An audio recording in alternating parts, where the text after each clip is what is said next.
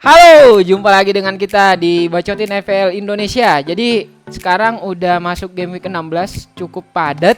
Dan sekarang gue cuma berdua sama Bayu. Kenapa? Karena kemarin Chelsea kalah, jadi Rakanya ngambek.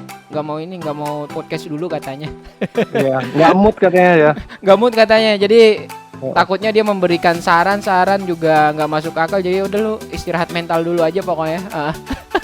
Kita saranin kayak gitu. Saya dulu, lu istirahat dulu. Makanya gue berdua sama Bayu dulu nih. Gimana, Bay? Game week ini kita kan podcast ini kan kita sementara berjalan ya, game week 15. Jadi kita rekaman itu di Minggu pagi. Minggu pagi masih ada pertandingan. Ya, Liverpool, Spurs. Terus juga Leeds juga masih ada. Ya itulah, tapi ya kita coba menyesuaikan jadwal recording dengan deadline. Ya semoga apa yang kita beri masukan hari ini bisa bermanfaat juga buat kalian semua. Terus ini juga ternyata banyak juga ya, Bay, yang nungguin Jimat udah berapa kali kita nggak Iya deh, belum upload gimana? Dan ternyata ya nama pemain-pemain yang lu saranin itu bener-bener inilah. Sekarang gue lihat Barnes, Abraham, salah satu Jimat kan itu ngegolin mulu anjir. Yeah. Jadi bener-bener ini. Jadi nanti mungkin kita coba lagi Jimat itu di episode depan kali ya. Game depan. Episode depan lah. Biar ada waktunya dulu gua ngeliat.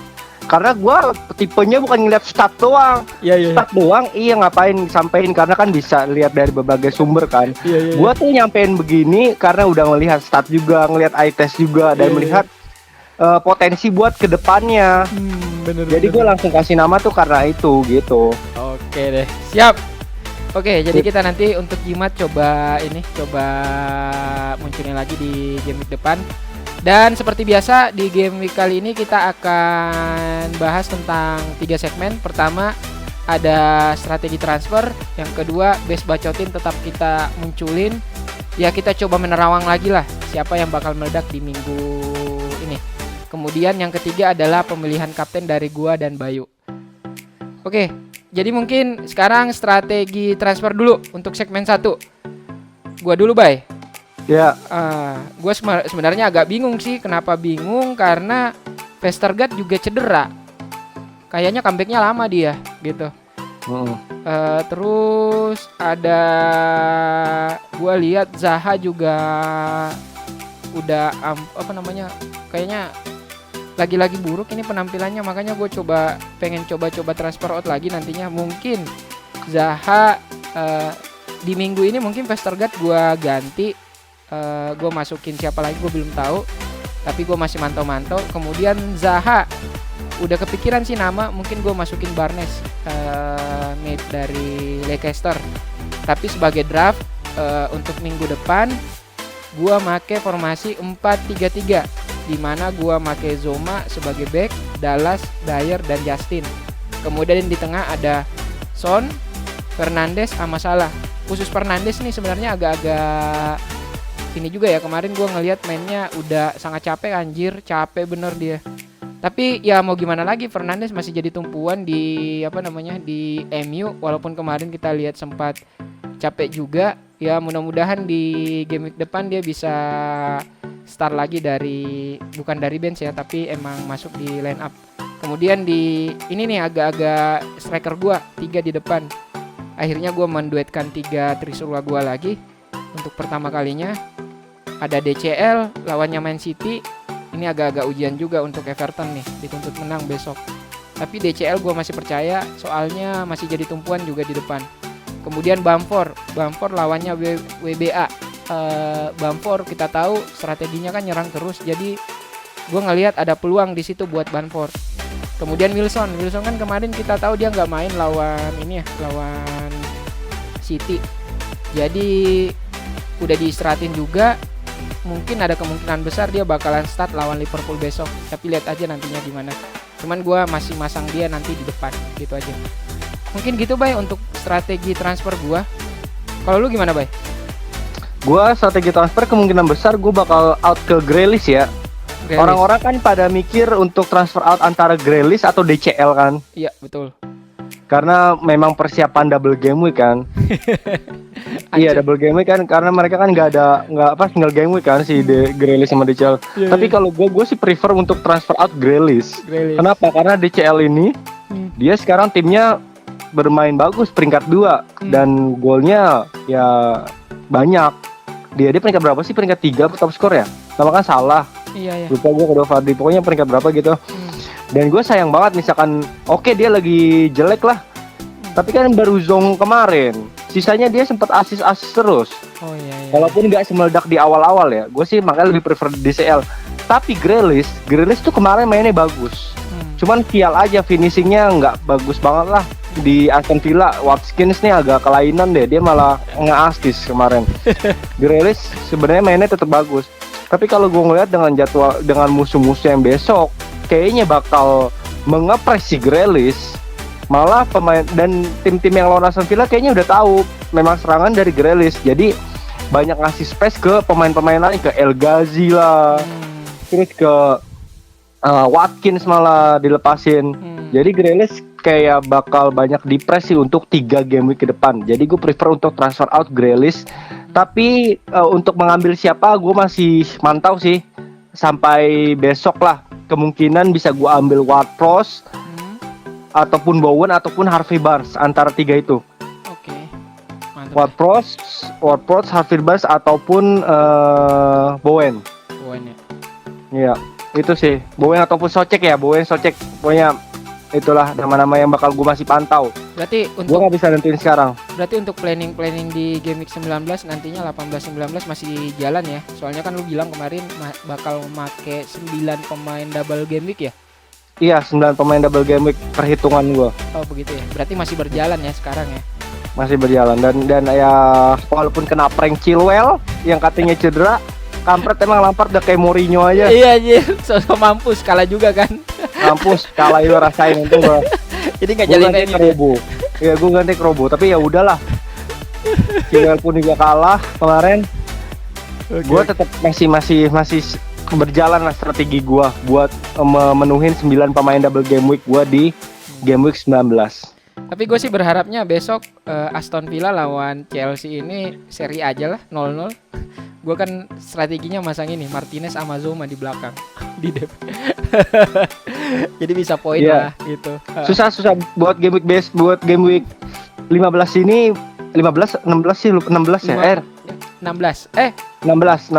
Iya 16. Ya, untuk game week 16 ini banyak tim yang ketemu. Maksudnya tuh banyak kepemilikan yang timnya ketemu. Chelsea, Aston Villa, Everton, Manchester City, ya kan. Tottenham, West Ham. Oke. Sip. Mungkin cukup untuk strategi transfer. Kemudian kita lanjut gimana, Bay? Lanjut aja, Pak. Masih ada yang perlu mau lagi lu sampein apa gimana? Enggak, kita lanjut aja. Oke, jadi kita lanjut ke segmen kedua. Best bacotin untuk game week 16. Oke. Langsung aja untuk apa namanya best bacotin ini kita formasi 4-4-2. Defender 4, mid 4 sama strikernya 2. Oke, mungkin kita ke kiper dulu. Pope. Kita ada Pope, lawannya besok Sheffield, mainnya juga di home. Gua lihat juga Burnley ini udah mulai lumayan juga sih ininya, membaik. Terus kenapa milih Pope juga untuk urusan save juga lumayan bagus dia. Kemudian kemarin besok lawannya Sheffield, jadi menurut gua why not? Kenapa nggak milih Pope untuk di posisi kiper? Itu aja. Gak usah lama-lama lah kalau kiper. Kemudian ada 4 back. Pertama kita ada Taylor. Sama, jadi kita pakai double depth Burnley. Taylor gimana, Bay, menurut lo? Ya sebenarnya Burnley kan membaik depth-nya. Karena juga Benny udah fit, terus juga Pope udah kembali ke performanya. Buat lawan Sheffield besok kayaknya double depth Burnley worth sih buat diambil. Oke, siap. Kemudian lanjut ada Liverpool, Robertson. Ini masih kita percaya. Robertson besok lawannya Newcastle. Gimana, Bay? Newcastle yang nggak bisa nyerang, apalagi juga Wilson sebenarnya nggak tahu ya kenapa ya, apa kurang fit atau apa nggak main segala macam. Liverpool tim yang masih paling konsisten di musim ini juga. Robertson juga ya tetap andalan buat serangan yang lebih menyerang di sebelah kiri juga. Ya. Kayaknya bisa ada potensi clean sheet dan untuk assist juga. Oke. Siap. Besok kalau Newcastle. Kemudian lanjut ada Dier besok lawannya Fulham. Ini kita ini juga siapa namanya? Gua nggak mau bilang Dev Tottenham juga udah membaik apa gimana, cuman ini Fulham nih serangannya agak mulai memburuk makin kesini. Jadi lagi jelek. Lagi jelek. Jadi kalau misalkan untuk Dier di posisi Dev, kita yakin untuk Dier bisa clean sheet lah Tottenham besok. Jadi kenapa tidak? Oke, kemudian gue sih harapannya pertandingan bakal seru ya, soalnya gue juga ada pemain si Adelaide Lokman kan. Tapi Spurs yang besok di kandang dan melihat Fulham kemarin lawan Soton serangannya gitu-gitu doang. Iya. Kayaknya Spurs bisa potensi clean sheet dan Dier ini back yang budget banget gitu. Oke. Sip. Kemudian lanjut Zoma. Besok lawannya Aston Villa. Ini biasanya harusnya Raka nih yang jelasin nih. Tapi nggak apa-apa, lagi ngambek dia. Lagi ngambek, iya. Kayaknya asam lambung dia. Ngambek, asam lambung apa gimana gitu. Ntar gue kirimin ke Baba Raffi aja lah biar sehat dia. Mentalnya juga kan kuat. Jadi Zoma besok lawannya Aston Villa. Bisa dibilang juga ini ya agak-agak 50-50 antara kebobolan sama clean sheet, karena Aston Villa juga lumayan bagus juga serangannya. Cuman untuk Zoma gue kepikiran dia kan biasa naik nyerang juga bantu serangan. Ini peluang untuk ngegolin juga ada buat lawan Aston Villa. Ngelihat juga celahnya juga ada. Soalnya backnya juga kadang juga ini sih si Zoma ini pintar-pintar nyari celah dia kalau sepak pojok gitu. Karena gini, kenapa kita ngambil Zoma? Chelsea habis kalah dan dia biasanya bangkit tuh habis di kandang. Terus juga back yang bisa menahan crossingan dari Aston Villa, Tyrion Mings, itu kartu merah. Jadi itu nilai plus sendiri untuk Kurt Zouma bisa ngambil heading dari corner kick atau dari free kick gitu. Oke, gue juga masang Zoma sih, makanya nggak ragu untuk. Nggak jadi deh, Zoma jangan sampai ngegolin. Oh iya. Mendingan seri aja sih, gue harapnya juga seri. Jangan pesaing gua. Iya. Oke, kemudian cukup tadi ada 4 back udah kita jelaskan. Kemudian lanjut ke mid. Ini ada 4. Yang pertama ada Ward-Prowse. Ini jimat, pernah masuk ya Ward-Prowse jadi jimat ya? Gimana, Bang? Gimana, Bang? Jimat. Kemarin sempat kan sebenarnya poin, tapi kemarin tuh sebenarnya sial aja dia free kick tiang. Dan C Adams yang tinggal congkel doang tuh kayaknya kalau gue di depan gawang bisa juga gue. Gak harus C Adams, gue nyetak gol kayak. Oke, sial aja. Mainnya bagus tetap Ward-Prowse dan gue kepikiran buat transfer India besok. Dan terlihat memang kalau ketiadaan Ings, Ward-Prowse menjadi lebih maju dan jadi segala-galanya, ngambil bola mati pun dia. Gitu. Oke. Lanjut ada Son. Kita masih percaya Son besok lawannya Fulham. Sebenarnya sama sih sama ini, dibalik alasannya Dier cuman agak-agak ada tambahan sedikit.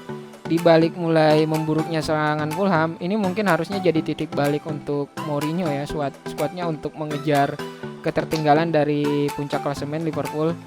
Son besok lawannya Fulham, serangannya makin memburuk Fulham, dan gue lihat juga belakangnya juga ada celah juga. Jadi untuk Son untuk mendulang poin besok nggak ada alasan sih, bagus mainnya. Atau gimana? Ada tambahan, Bay? Ya gue sebenarnya berharap dia nggak poin karena gue nggak punya. Oh gitu. tapi besok lawan Fulham potensi sangat besar sih dan bisa menjadi pilihan kapten juga besok. Oke. Sip. Kemudian lanjut ke Fernandes besok lawannya Wolves. Lu nyadar gak sih Bay, kemarin mainnya kayak kecapean dia, Fernandes. Iya, gue ngeliat juga memang kecapean mainnya. Jadi dia nggak banyak ngedef. Makanya lini tengah Leicester lebih ngontrol permainan. Iya benar. Gue tuh makanya yang dipasang si McTominay kan. Iya. Buat powernya. Tapi gimana ya? Kemarin itu gue ngelihat Leicester lawan MU, Leicester itu terlalu banyak main di tengah, jadi ada celah yang kebuka gitu loh. Sebenarnya kan untuk gol keduanya itu sebenarnya nggak bisa kejadian kalau misalkan si Pogba lebih ngepres kemarin. Cuman kayak tengahnya itu kayak kecapean apa gimana gitu. Cuman untuk next game week, di game week 16, gue masih percaya kalau Ole itu masih nurunin Fernandes di line up start dari awal gitu. Walaupun kecapean, mungkin udah istirahat 3 hari lah, udah cukup mungkin ya. Terus Fernandes juga masih bakal jadi tumpuan di timnya buat menang besok melawan Wolves. Atau ada tambahan, Bay? Ada beberapa isu, misalkan pemikiran gue ngambil Rashford untuk membackup si Bruno karena nggak punya. Nggak bisa begitu. Dalam FPL tuh harus mindsetnya nggak bisa kita ngambil MU tapi penggantinya Rashford, nggak bisa kayak gitu. Kalau kita pengen bandingin Fernandes, kita bandinginnya dengan Kevin De Bruyne. Betul. Fernandes nggak bisa dibandingkan dengan Rashford. Rashford beda sendiri, boleh pakai shield and sword. Jadi misalkan kita masang Fernandes, kita ngambil Rashford juga. Tapi kalau kita tujuannya ngambil Rashford buat nge-backup poinnya si Fernandes, itu nggak akan berhasil, percaya sama gua. Iya benar. Karena beda. Kalau Fernandes itu harus dibandingkan dengan KDB, bahkan dengan Salah. Itu. Jadi beda level. Dan Rashford sebenarnya kemarin bagus dia ngebuka ruangnya. Tapi finishnya itu loh, bisanya kenceng doang. Tapi nggak bisa flashing gitu. Iya, dia kepikiran tuh depan gawang udah shoot doang gitu. Gimana caranya masuk dengan kencangnya gitu kan tendangannya. Padahal kalau misalkan Salah apa Firmino di depan tinggal congkel itu mah. Tenang. Cavani deh. Cavani ya, nggak usah ya. Bener Cavani. Iya. Kayak ini apa namanya, kayak nggak tenang kemarin ininya apa namanya finishingnya. Jadi ya begitulah, banyak peluang yang kebuang gitu kan. Gitu. Sip. Kemudian lanjut ada Salah, gimana Bay? Besok lawan Newcastle. Salah opsi juga buat kapten ini. Dan besok lo Newcastle, kita lihat sebenarnya jarak istirahatnya yang paling penting nih. Jarak istirahat pas lawan game week 15 ini dan lawan Newcastle itu terhitung cukup, nggak sepadet Leicester. Jadi gue mikir Salah masih ada kesempatan main, apalagi kan kemarin dapat istirahatnya setengah babak ya. Ya, betul. Gitu. Oke. Kemudian kita maju ke posisi striker. Ada 2. Ada Vardy besok lawan Crystal Palace. Gimana, Bay? Vardy sebenarnya harus dipantau sih ini ya. Karena takutnya diistirahatkan. Tapi kita melihat dengan Leicester lagi mendapatkan performanya, terus juga lagi pengen ngejaga posisinya sekarang, harusnya sih Vardy tetap dimainin. Gitu ya. Tapi kita tetap harus pantau sampai nanti mendekati deadline. Tapi kalau kita ada perubahan atau ada info-info dari orang dalam A1, kalau Vardy di bench nih kita bakal nginfoin. Oke, cukup ya. Ya, Vardy punya potensi buat meledak di Desember ini. Oke. Ya benar kata lu. Kan lu bilang kemarin apa namanya, datumnya itu di Desember ya, November-Desember ya, Januari jual.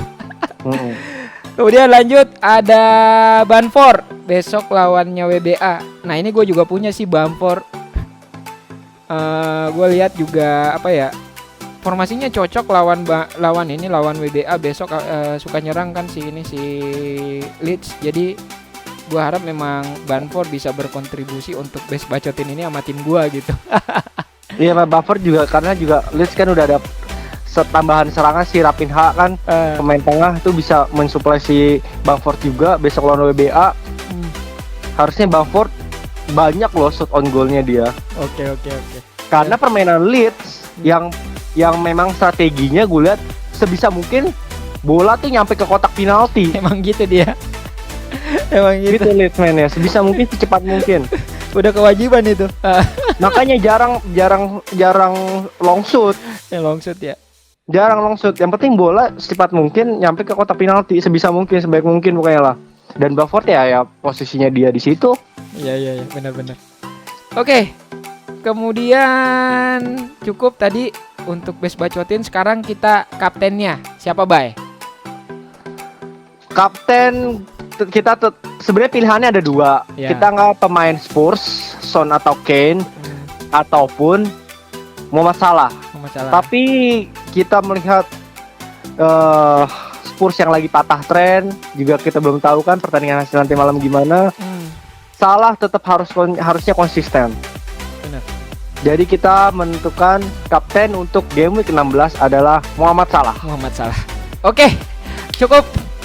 Untuk best bacotin tadi udah kita terangin. Jadi ada tambahan tadi nih. Gimana? Di game week sebelumnya, 2 game week sebelumnya apa ya, gue bilang kan udah mulai siap-siap. Si Arsenal lagi mengumpulkan tenaga. Iya benar. Dan manajer FPL yang baik menurut gua bisa mengambil tim yang lagi mengumpulkan tenaga itu. Iya. Kalau di dalam dunia saham tuh lagi akumulasi sebelum dia naik. Benar. Kita harus ngambil seperti itu. Dan Arsenal sebenarnya bisa menjadi opsi juga, tapi kelemahannya kan dia nggak dapat double game week. Iya betul. Dan Arteta nih udah mulai berubah. Timnya yang awalnya dia naif, main yang paling bagus lah dengan nama-nama besar. Sekarang udah mulai berani pemain-pemain yang punya motivasi lebih tinggi, seperti yang dimainin di Europa League. Ya. Saka, Emil Rowe gitu. Emil Rowe, terus juga Lacazette jadi striker tunggal. Entah kenapa Aubameyang mungkin kurang fit atau apa. Dan Arsenal ini perlu dipantau. Dan kalau ada yang berani buat ngambil Arsenal buat game ini sebenarnya sih worth it. Udah bisa jadi pembeda ya. Tapi BDW kita juga kan sebagai jaga-jaga, takut ada yang nggak main. Sebenarnya kita udah nyiapin untuk base bacotin itu. Untuk di bench ada Saka. Itu Saka Arsenal ya? Iya, Saka Arsenal. Jadi untuk mengantisipasi salah satu back salah satu mid kita nggak main, jadi dia bisa naik gitu. Kita lihat aja nanti. Kalau gue sih jujur Arsenal masih gue pantau. Mungkin kemarin kan udah nih 1, besok 2. Kalau udah 3 kali trennya positif, gue mungkin ambil itu doang. Oke, cukup. Kita lanjut ke pemilihan kapten segmen 3. Gimana, Bay? Kapten gua dulu apa lu nih? Gua dulu aja ya? Gua dulu aja. Oh gitu. Gua tadi udah gue jawab alasannya. Oh iya. Gua salah dan gua nggak punya Spurs. Oh gitu. Karena agak deg-degan juga sih gua. Agak deg-degan juga lawannya Fulham. Tapi gua tetap mempercayakan ke Salah untuk game week ini. Game week 16 ya. 16 ya. Oke. Ya kalau gua bilang. Gua sih masih belum fix, tapi ada 2 potensial kapten yang bakal gua sebutin. Kali ini Son sama Salah. Kalau Salah ya kurang lebih udah jelasin nama lu. Kalau Son ya harusnya ini menjadi tren positif buat titik balik Tottenham ya, buat di game week 16 besok. Cuman agak-agak ini juga sih agak-agak takut juga sih, tapi sebagian besar kalau gua sih udah jatuh ke Salah. Cuman gua 2 potensial kapten ini antara Son sama Salah. Untuk sekarang ya gua milihnya Salah. Kenapa nggak Fernandes? Soalnya gua ngelihat juga kemarin agak kecapean apa gimana gitu. Gua takut mengambil resiko dulu sekarang gitu. Jadi gua main aman aja antara Salah sama Son gitu aja. Gimana, Bay? Ada tambahan lagi? Udah, enggak. Oh ya, sebelumnya makasih yang udah ngevote kita kemarin di Coffee Award. Terima kasih banyak. Karena ya kita seadanya terima kasih buat para bacoters, itu aja sih. Oke. Jadi walaupun kita nggak menang, jadi penyemangat gak kita apa-apa, lagi. Tidak masalah. Nggak masalah. Tapi gue seneng juga sih ada yang ngevote. Artinya bacotin juga ditunggu-tunggu. Iya. Dari awal sebenarnya juga kita kan bikin dari Spotify. Tujuannya tuh biar kita ngebacotin FPL tapi ngobrol gitu, ada yang ngedengerin tengahnya. Dan sekarang ada yang notice. ya terima kasih banyak sih, apa misalkan ada saran-saran segala macam itu juga sebenarnya ngebantu. Iya, iya. Misalkan nih kurang nih suaranya kurang segalanya, atau ada masukan segmen-segmennya segala macam tuh, ya kita pasti bakal pertimbangin. Iya, iya, benar. Tapi nggak bisa langsung kita terapin nih, kan ada berbagai hal yang kita pertimbangkan gitu aja. Oke, siap. Untuk Game Week 16 cukup podcastnya. Jadi mungkin kita akan balik lagi nanti di Game Week 17. Mudah-mudahan kita sempat juga bikin tag videonya dan kesampaian juga tag video jimatnya, soalnya udah banyak yang nungguin. Untuk Game Week ini saya ucapkan banyak terima kasih. Terima kasih banyak karena sudah vote bacotin FPL. Mudah-mudahan kita bisa konsisten ke lebih baik ke depannya. Oke, terima kasih dan sampai jumpa.